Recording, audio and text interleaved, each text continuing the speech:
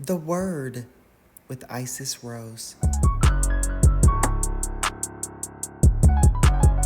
Discharges causing uncleanness. The Most High said to Moses and Aaron, "Speak to the Israelites and say to them, when any man has an unusual bodily discharge, such a discharge is unclean. Whether it continues flowing from his body or is blocked, it will make him unclean. This is how his discharge will bring about uncleanness. Any bed the man with a discharge lies on will be unclean, and anything he sits on will be unclean. Anyone who touches his bed must wash their clothes and bathe with water, and they will be unclean till evening. Whoever sits on anything that the man with a discharge sat on must wash their clothes and bathe with water, and they will be unclean till evening. Whoever touches the man who has a discharge must wash their clothes and bathe with water, and they will be unclean till evening. If the man with the discharge spits on anyone who is clean, they must wash their clothes and bathe with water, and they will be unclean till evening.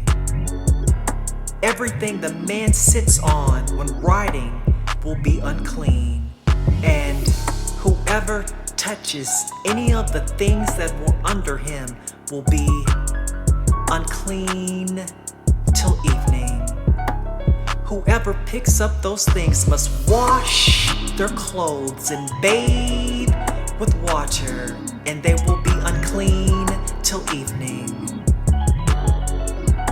Anyone the man with a discharge touches without rinsing his hands with water must wash their clothes and bathe with water, and they will be unclean till evening.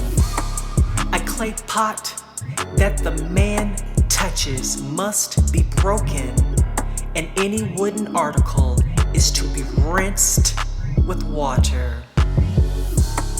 When a man is cleansed from his discharge, he is to count off 7 days for his ceremonial cleansing.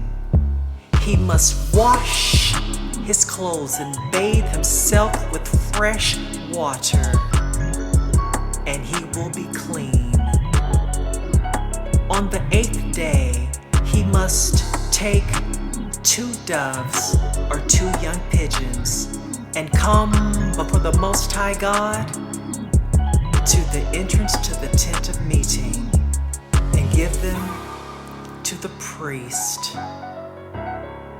The priest is to sacrifice them, the one for a sin offering and the other for a burnt offering.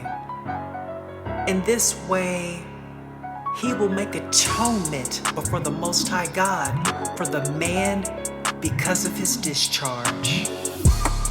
When a man has an emission of semen, he must bathe his whole body with water, and he will be unclean till evening. Any clothing or leather that has semen on it must be washed with water, and it will be unclean till evening. When a man has sexual relations with a woman and there is an emission of semen, both of them must wash with water, and they will be unclean till evening. When a woman has a regular flow of blood, the impurity of her monthly period will last 7 7 days, and anyone who touches her will be unclean till evening. Anything she lies on during her period will be unclean, and anything she sits on will be unclean. Anyone who touches her bed will be unclean. They must wash their clothes and bathe with water, and they will be unclean till evening. Anyone who touches anything she sits on will be unclean. They must wash their clothes and bathe with water, and they will be unclean till evening. Whether it is the bed or anything she was sitting on, when anyone touches it, they will be unclean till evening. If a man has sexual relations with her and her monthly flow touches him, he will be unclean for 7 days. Any bed he lies on will be unclean. When a woman has a discharge of blood for many days at a time other than her monthly period, or has a discharge that continues beyond her period, she will be unclean as long as she has the discharge, just as in the days of her period. Any bed she lies on while her discharge continues will be unclean, as in her bed during her monthly period. And anything she sits on will be unclean, just as during her period. Anyone who touches them will be unclean. They must wash their clothes and bathe with water, and they will be unclean till evening. When she is cleansed from her discharge, she must count off 7 days, and after that, she will be ceremonially clean. On the 8th day, she must take 2 doves or 2 young pigeons and bring them to the priest at the entrance to the tent of meeting. The priest is to sacrifice one for a sin offering and the other for a burnt offering. In this way, he will make atonement for her before the Most High God for the uncleanness of her discharge.